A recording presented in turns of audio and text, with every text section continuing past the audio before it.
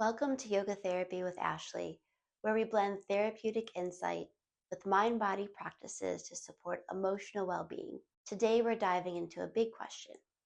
Do you need to suffer in order to have a spiritual awakening? Is trauma the only doorway to spiritual growth? Or can someone who's lived a peaceful life, loving family, good health, steady relationships, can they still feel called to something deeper? Maybe you're watching this because you've been through a lot and you wonder if the pain was meant to lead somewhere meaningful. Or maybe your life's been stable, even beautiful, but you feel a quiet ache, a whisper of there has to be more. Either way, this is for you. For many, suffering is the spark, a betrayal, a loss, breakdown, an illness. Something shatters the world they thought they were living in. And suddenly, the old way of being and doing just doesn't work anymore. The ego cracks, the coping mechanisms collapse, and in that rawness, something deeper wakes up. From a nervous system lens, trauma can heighten sensitivity, forcing us to reckon with parts of ourselves we'd rather ignore, but it also opens us up to transformation. It's no coincidence that people who walk into yoga studios, therapy offices, or silent retreats often carry grief in their bones. Pain can become the doorway, but it's not the only one. In yogic philosophy, the ultimate aim of the spiritual path is moksha. Moksha means freedom, not the freedom to do whatever you want, but the freedom that comes from no longer being entangled in false identity, attachment, or fear. You stop defining yourself by what you own, what you have achieved, or even what you've survived. You begin to recognize the part of you that's always been free, beneath the story, beneath the roles, beneath the image. And here's the thing: moksha is not earned through suffering, it's remembered through awareness. Whether you were pushed by pain or pulled in by peace, the path is the same: to remember who you are underneath it all. In yoga, this is considered one of the four goals of life, the others being artha, material stability, kama, pleasure and joy, and dharma, purpose. Moksha doesn't cancel these other three out.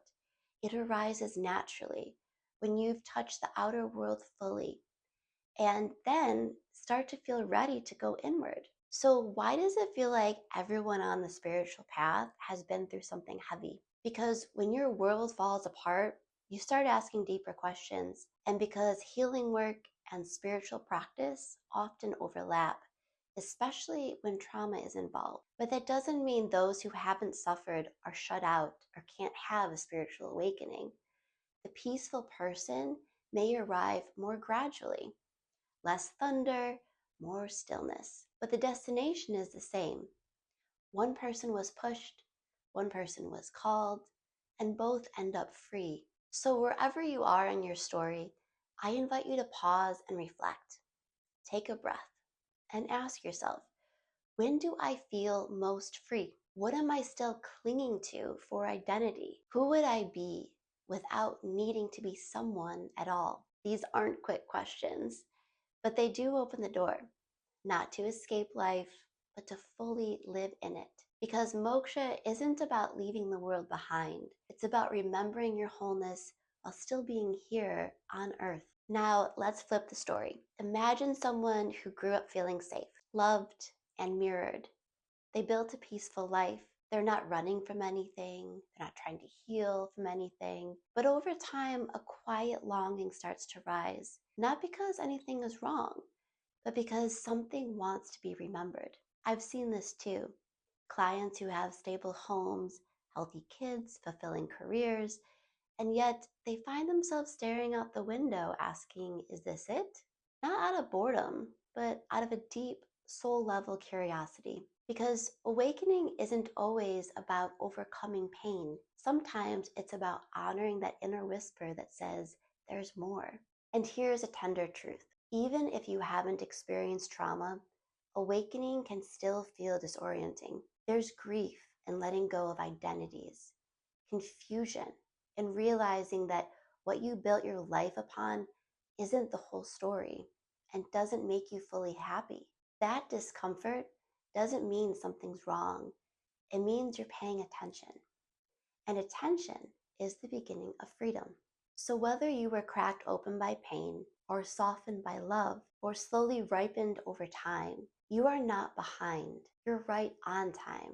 There is nothing outside of me that can complete or diminish the wholeness I already am. Say that to yourself again.